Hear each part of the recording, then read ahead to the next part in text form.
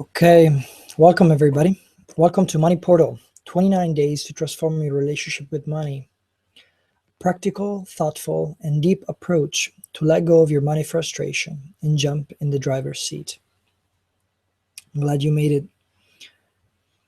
So let me speak quickly about the journey that we're about to enter into. When I first created this journey, I thought about the initiation rites of passage as described by Bill Plotkin and Arnold van Gennep. And basically, they have a U-shaped form, particularly the ones informed by Bill Plotkin. And they, across time and across cultures, they usually have three phases. And you probably are feeling some of these. So the first phase is crossing the threshold. So what does that mean? Is that there's an issue that comes up. There's a pain, a wound that wants to be acknowledged and seen, and an invitation that is given to the hero or the heroine. That is you. So your invitation here is that there's probably some pain that's going on with you and your relationship with money and with your work. And the way to address it is to go through this course and reap the benefits and find the gifts that you'll find at the bottom of the U-shaped journey. And the way that it happens is we hear the call and we choose to cross the threshold. After that, we step into a new place and we sort of begin an underworld journey. We go downward into our wounds, into our pains, and we choose to face them. Down here we'll find gifts, shiny golden pearls that are our gifts, our pains transformed into gifts. And we retrieve them, we face them, we heal them. And this is usually the time where an initiation happens. It's a time where we choose to move from sort of like a childlike, maybe immature relationship with money, places where we're blaming, places where we're victim to money or to our relationship to money, to our projections, to our views of the world. And we actually choose to step into an adult relationship and take responsibility and become mature so that we can use our gifts to then give to our communities. So after we have entered sort of the underworld journey initiation phase, which is the second phase of the journey, we're at the bottom of the U. We begin rising up again on the other side of the U and climbing back up and out of the underworld, back into what Plotkin calls the day world, the mundane world. It's a place where we return home, and we return and join our communities and share the gifts of our adulthood, the gifts of our maturity, the gifts that we have uncovered in the underworld with our people. Therefore bettering not only ourselves, but everyone around us. So something called you to make this journey. I want you to think about that for a second and feel into what that is. What is your pain that called you to come into this journey, to join this U-shaped, transformative 30 days journey? The invitation is to let yourself be transformed. It's 30 days. It's deep. It's concise. It's a practical journey. I will give you very practical steps to take. And it's to the point. Give yourself fully to it. Introductions. So whether you're watching this at home, you're here with us live, the question is, who is journeying with us? Tell us about yourself, how old you are, where you live, and your story with money. Tell us about your struggle, what goals you have for this course, and what would you like to achieve. Now, for the people that are watching this live, of course, we're going to share all together. For those of you that are watching this from home, you don't introduce yourself, of course, to yourself, because you know yourself, but do take 5 minutes to write down a short version of your story with money, and particularly focus on what have your what kind of struggles have you had in your life around money, whether you've had too much money or too little money, whatever your version of the struggle has been. What is your story? Write it out. Actually, take the time to pause the video and write it out, and write down your struggle. Notice what have been sort of the salient point, the most painful points of your story. And also write down what your goals are for this course. It is very important that you get clear right now about what would you like to achieve once these 9 classes are over. How would you like to be? Can you envision yourself transformed after this course? Where would you like to have been, and how would you like to have been transformed? So take the time to write that, pause the video, and go ahead and do that. Okay.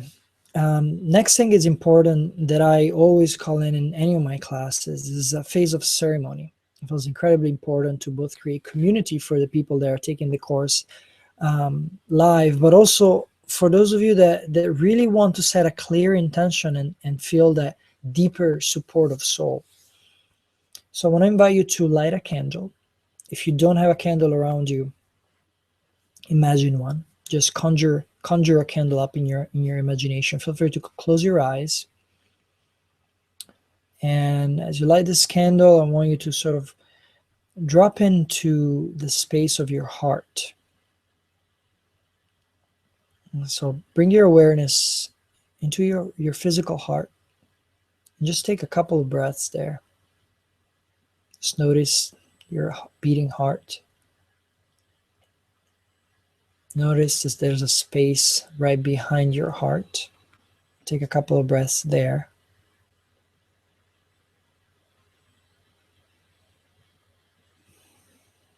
And then I want to invite you to stand up.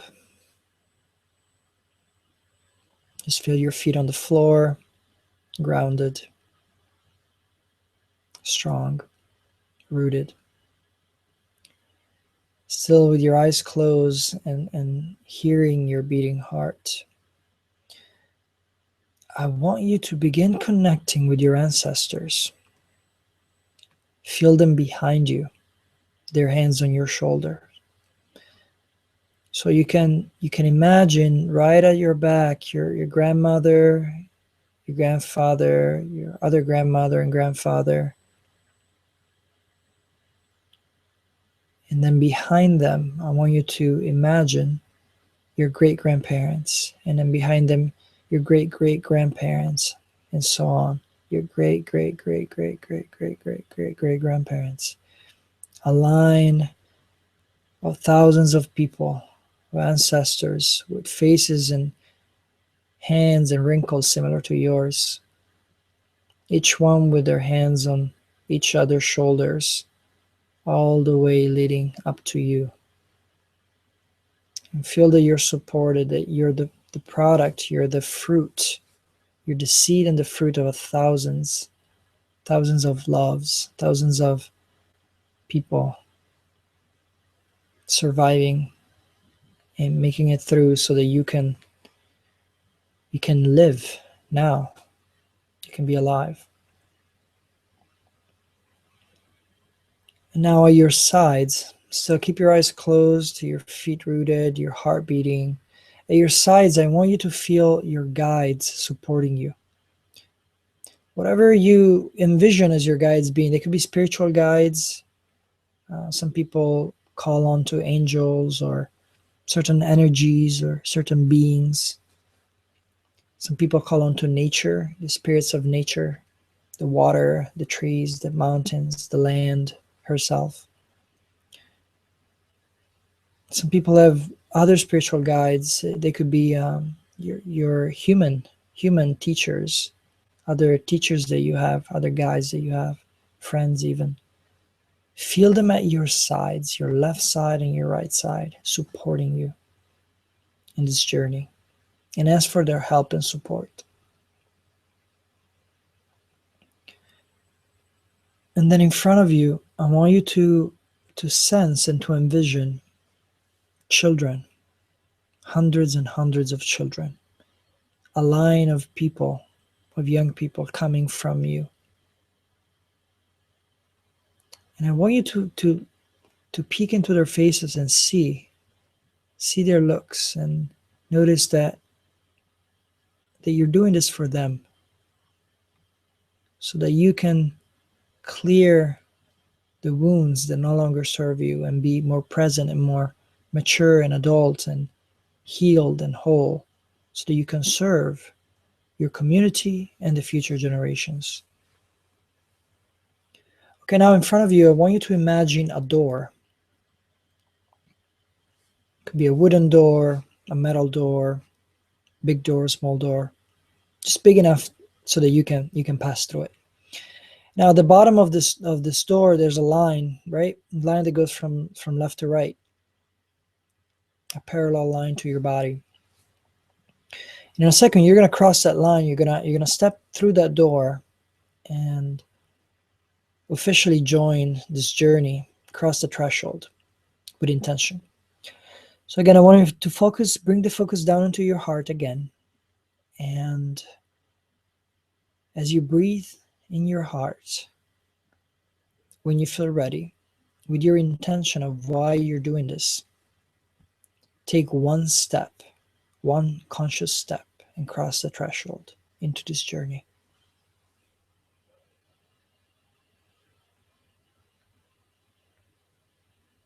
Good. Great. Welcome. And thank you again for going through this journey.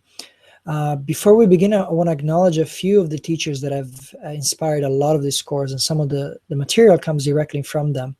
They're John DeMartini, Brent Kessel, Jason Gaddis, Ibn Pagan, Charles Eisenstein, and Alex Baisley. And there's many more, and you will get to meet them as the classes unfold. So let's quickly move on to the first phase of our journey, which is identifying your values. So your values, getting a sense for what your values are is incredibly important. I've been crafting my values now for about a year, and it's really a year later that I'm starting to see patterns emerge. I'm starting to see what it is that I actually truly value in life, and to align my goals, to align my energy, where I put my focus and attention with my values. And that is incredibly important. Dr. John DeMartini says, the space and time in your innermost dominant thought determines your outermost tangible reality. I'll say that again. The space and time in your innermost dominant thought determines your outermost tangible reality. Your values literally determine your reality and your perception of what you filter and think is true. If you want to be as effective as a change maker, you gotta learn your values. What your values will help you do is identify what actually is true about your life versus the wishes and fantasies and infatuation that you may have of what you like your life to be. So they will actually help you to get a conscious survey where it is that you're putting your energy, your time, your money, and where instead you'd like them to be, right? We want to actually focus with what is real, what is true, and what is real. And then eventually, as I said earlier, align our goals, what it is that we do day to day, our actions, daily actions, our monthly goals, our weekly goals, our monthly goals, our yearly goals, so that they be aligned with our values, so that our energy is actually naturally brought to fulfill them, and we're not fighting against ourselves to accomplish what it is that we want to accomplish. So to do this, I'm going to ask you 12 questions, and you're going to answer with 3 answers per question. And so what I want you to do right now is grab a piece of pen and a paper. And the way you're going to write them is question number 1. You don't have to rewrite the question, just write 1 and then ABC, and then 2 ABC, 3 ABC, etc. Ready? Let's go. So the 12 questions, write 3 answers per question. Question number 1 is, How do you feel your personal space? What does your life demonstrate through your space? When you look around your home or office, do you see family photos, sports trophies, business awards, books? Do you see beautiful objects, comfortable furniture for friends to sit on, or souvenirs of every places you visited? Just think about your life. Look around your room if you're in your room, or think about your personal space. Even if you share a house with a partner, think about the area that you feel particularly yours, the things that you've contributed to the home. And notice, what do you see around you? Is it books? Is it musical instruments? Maybe computer material? Maybe workout equipment? Maybe it is shoes or some kind of clothing item. So feel free to pause the video and give yourself the time to answer 3 answers per question. So what are 3 ways that you fill your personal space?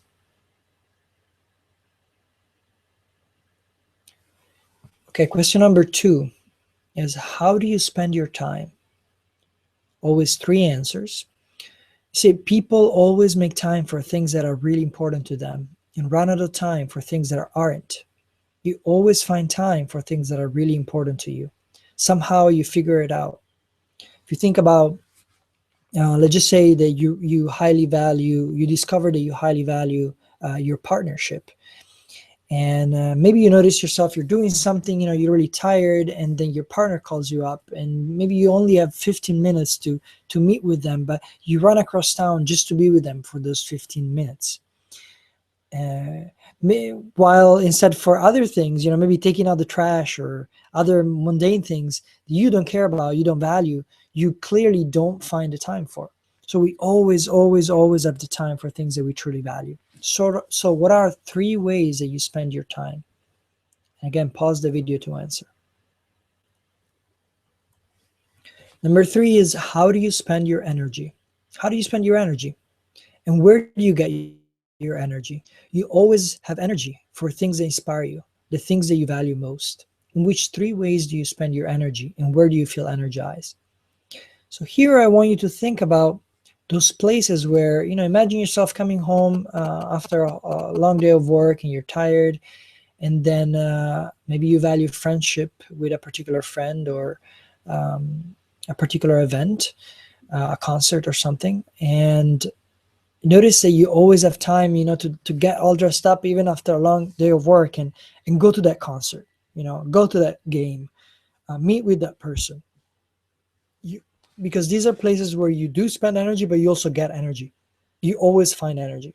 So what are 3 places, 3 ways in which you spend energy, but you also feel energized? And pause the video now.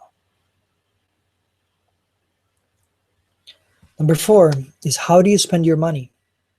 You always find money for things that are valuable to you, but you never want to part with money for things that are not important to you. In which 3 ways do you spend your money?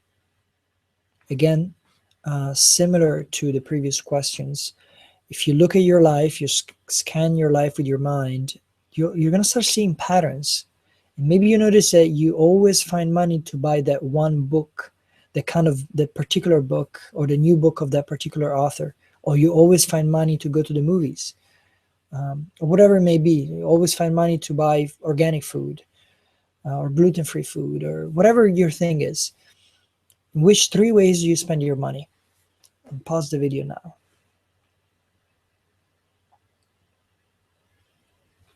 Number 5 is, where do you have the most order and organization? We tend to bring order and organization to things that are important to us, and instead to allow chaos and disorder in things that are low on our values. In which 3 areas are you most organized? And now for this one, some people have difficulties thinking about where they're organized. And you can, again, scan your life, scan your house, and look at, where are you organized? Is it your books?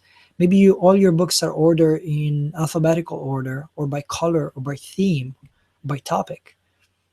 Maybe it is your pantry and your spices, or your fridge. Maybe your closet and your shoes are highly organized. Maybe it is your social life. You know the dates of various meetings and everything is organized. You remember birthdays.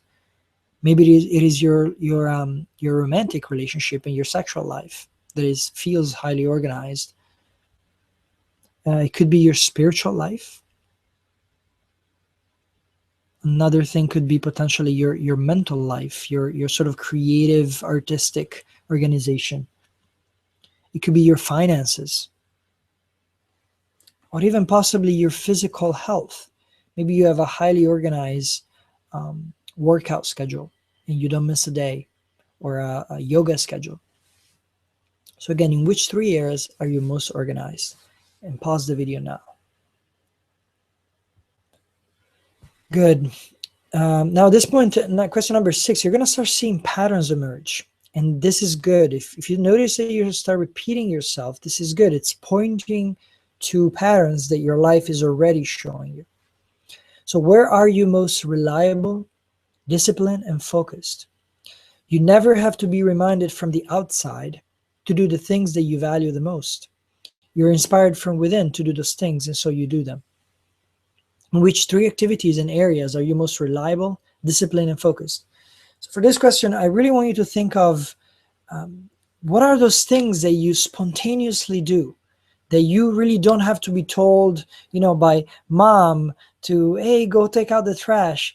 It's just you naturally go out and go for hikes, or you naturally go back to your room and like do yoga for 2 hours. You don't have to be reminded from the outside. It may be something maybe that has more of an addictive quality, maybe like Facebook. You naturally, no one has to remind you to go to Facebook, right? So what does Facebook point to? And that is for you to examine. It could be that you go on Facebook to share your thoughts and to write. So that could be part of your creative expression. Or it could be that you go on Facebook because you're feeling disconnected from friendship, and you really value connection with other people and relationships and friendships. And so you go to Facebook for that. Or it could be that you go on Facebook because you value news and reading article about certain topics. And so you go to Facebook to find about those informations and news and various sort of articles.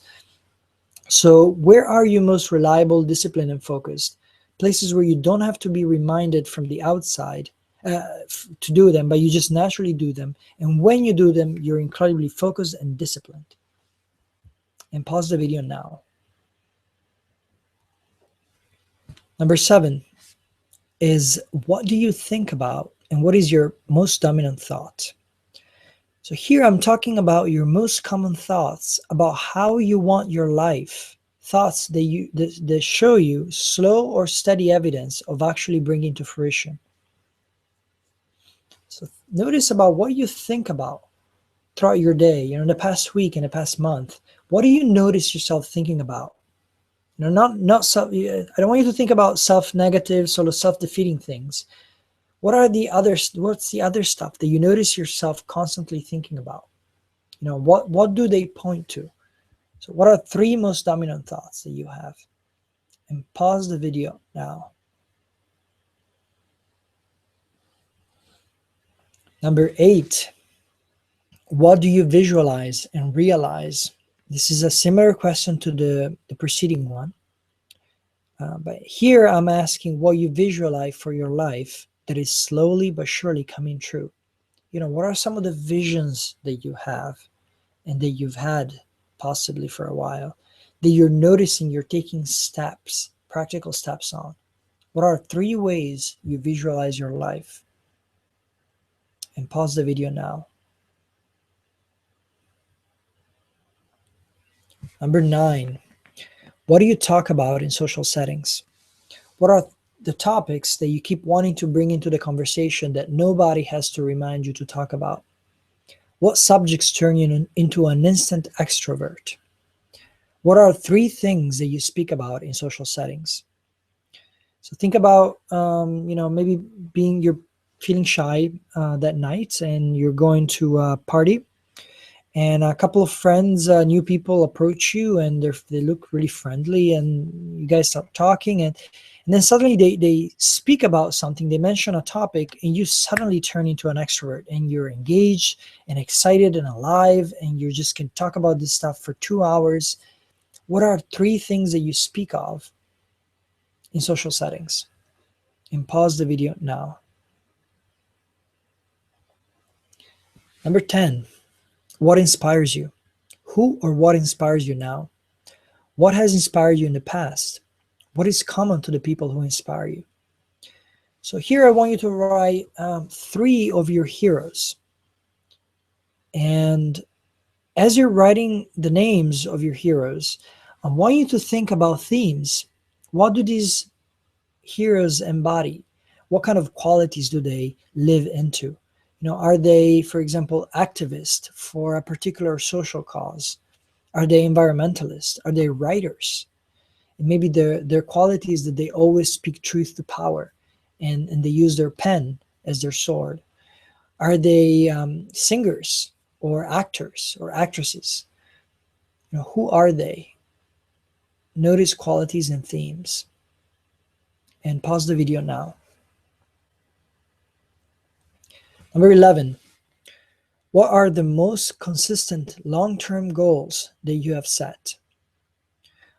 What are the 3 long-term goals that you have focused on that you are bringing into reality? Again, not talking about the fantasies that nothing is happening with, but thinking about your life, your past weeks, months, and years, maybe up to the past 5 years. Think about the most consistent long-term goals that you have set and that you have noticed that you're bringing to fruition. It could be a particular degree that you've wanted to achieve, a certification.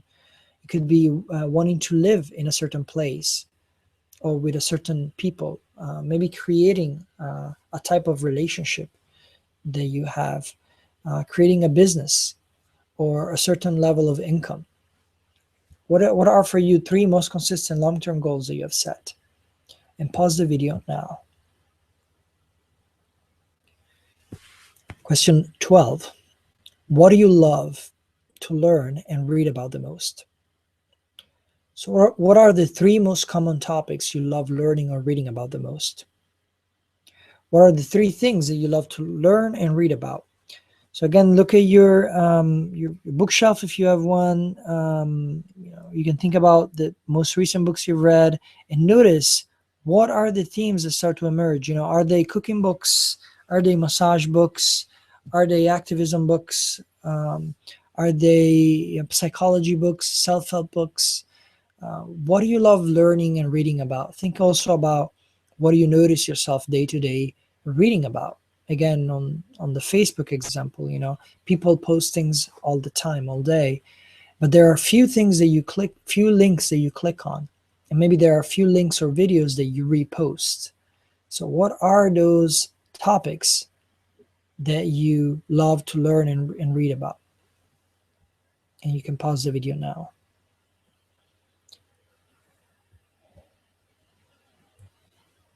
Good. So at this point, you have at least three answers for 12 questions that I gave you. And this is a pattern to the maze. You're going to start seeing similarities. Look at your answers. A pattern begins to emerge. Notice which themes repeat most often. So what I want you to do right now is take your pen and underline the answers that have similar themes. For example, you may have written, reading articles and reading books and reading this and reading that. And so maybe reading is a theme for you. Or maybe you've written, hanging out with my friends. And then over here, you've written going out with my friends. And over here, you've written, time on the phone with friends. And so clearly being with your friends is a common theme. So notice what are the similar themes. Underline the ones that have similar answers. And then what I want you to do after that, after you've, again, you can pause the video to do that. And after you've done that, what I want you to do is write a number next to each of the themes based on how many times they repeat. For example, let's just say the theme of traveling is something that's really present in your life, or maybe the theme of self-care really appears a lot. So I want you to write, traveling or self-care, and then in parentheses next to it, 7 times. And then what I want you to do is rewrite this into a hierarchy from top to bottom, and number 1 being the one that appears the most times, and number 7th being the one that appears the least number of times. So go ahead and pause the video and do that. Okay, good. Now check in with yourself. I want you to look between the first item and the second item and be true to yourself. Be true to life and how you live your life. Again, not with the fantasies, but be true to what it is that you actually do.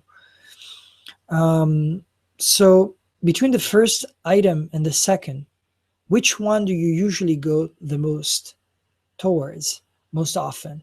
If I give you a choice between the first one and the second, which one do you choose usually? And once you're done with that, between the second and the third, which one do you choose usually? Okay, between the third and the fourth. Good. Between the fourth and the fifth, and etc. So what I want you to do is reorganize your hierarchy for the truth about what your values actually look like. So this is an example I was giving you. This is how you would write your answers to the questions. For example, you have books and body care products and workout items, and spending time with a partner, spending time on business development, spending time cooking awesome meals, spending time reading, spending time organizing my business, spending time working and making money. Already you can see there's similarities, right? You can see that there's a lot of stuff around working business. There's stuff around working out and body care. So that could have to do with self-care, if that's a value for someone. Stuff about reading, about making money, about food. Again, food could be food in itself being a value, or food could be pointing to a value in self-care. And so this is an example of what some of 6 hierarchy values could be. So teaching, entrepreneurship, 3 relationship, 4 reading, astronomy, 5 food, and 6 self-care.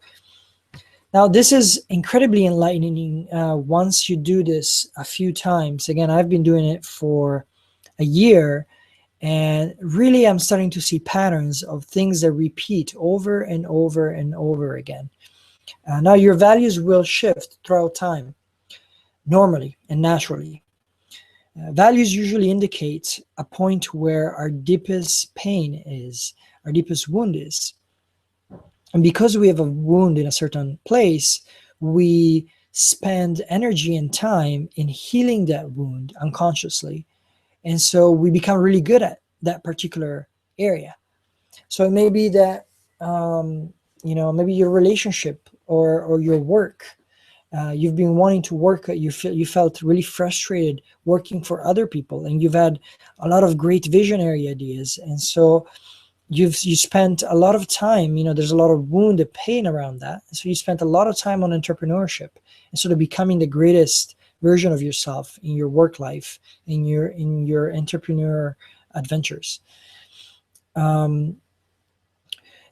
So once you do this, once you focus on what your highest values are, you're going to start seeing, once you've recognized them, that doing things in your to-do list daily becomes a lot easier, because then you don't want to spend a lot of time focusing on your lower values.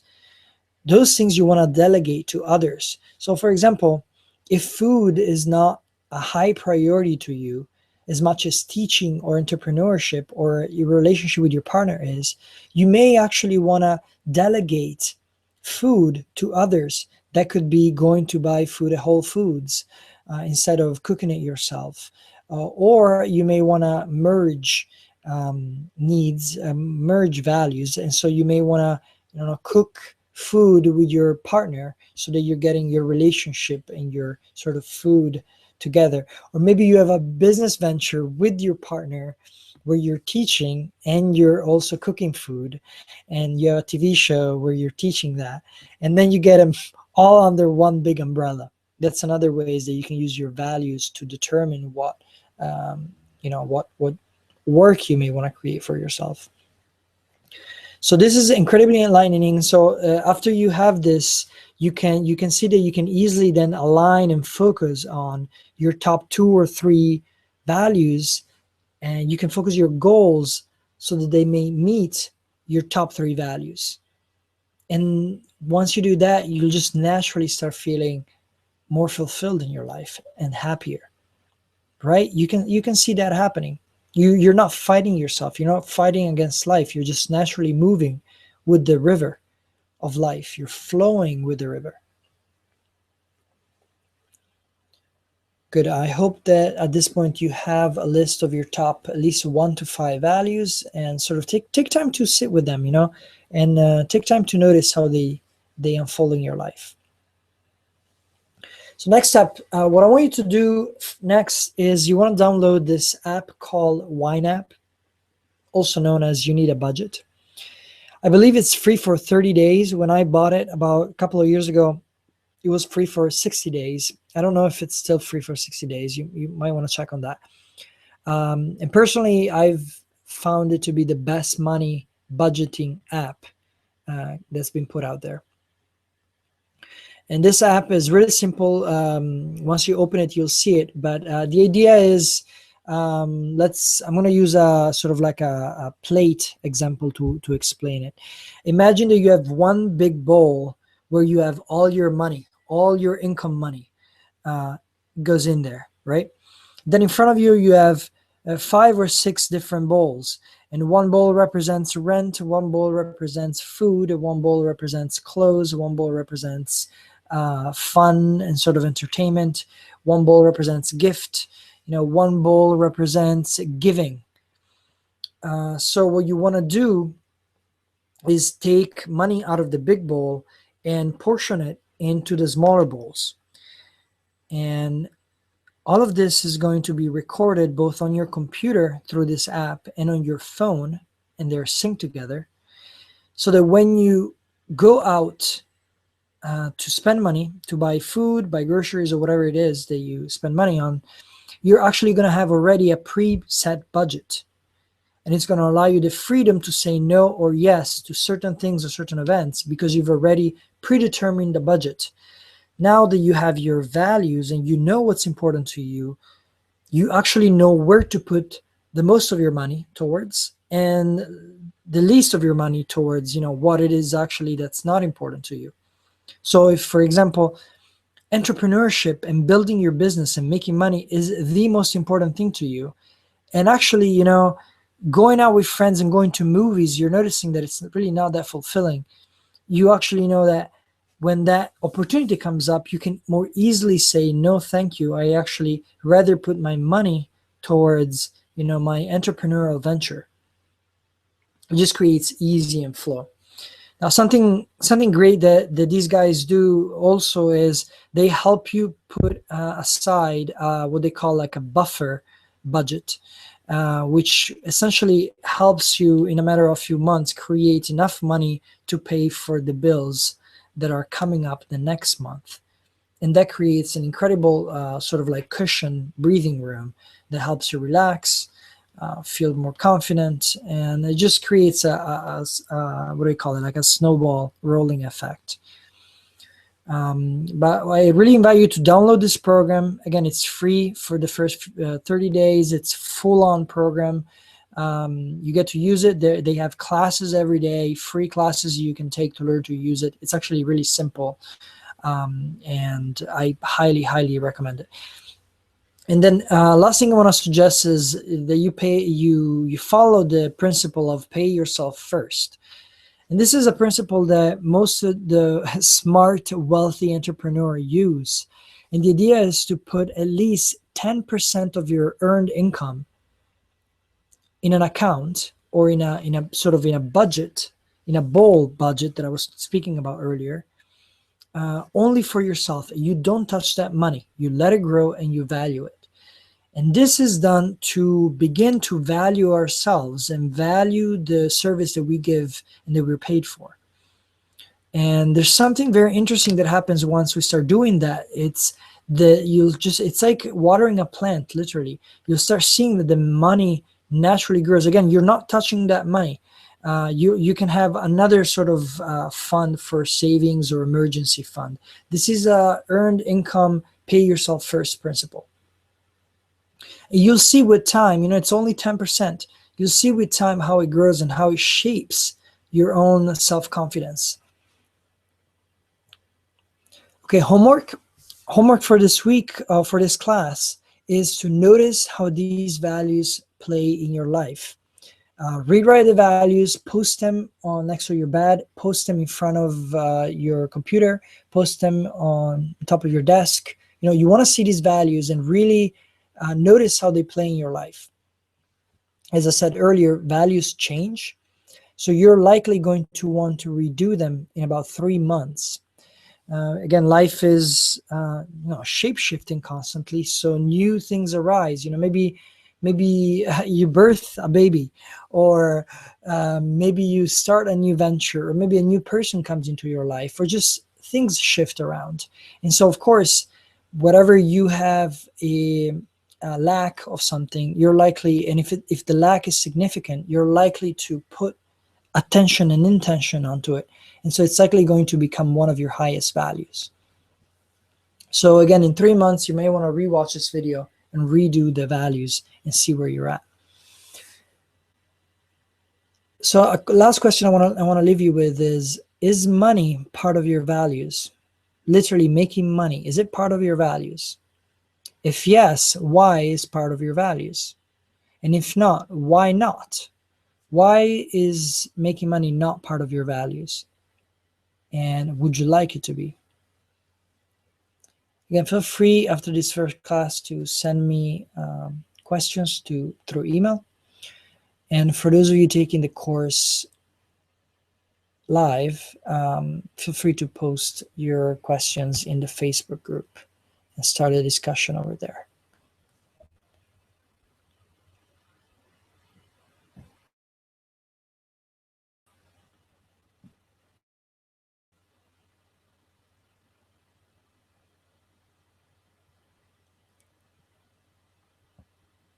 Okay, and we're back. And so thank you for being with us. Thank you for this first class. We have 8 more classes to go. This is just the beginning, the crossing of the threshold. And I'll see you next class.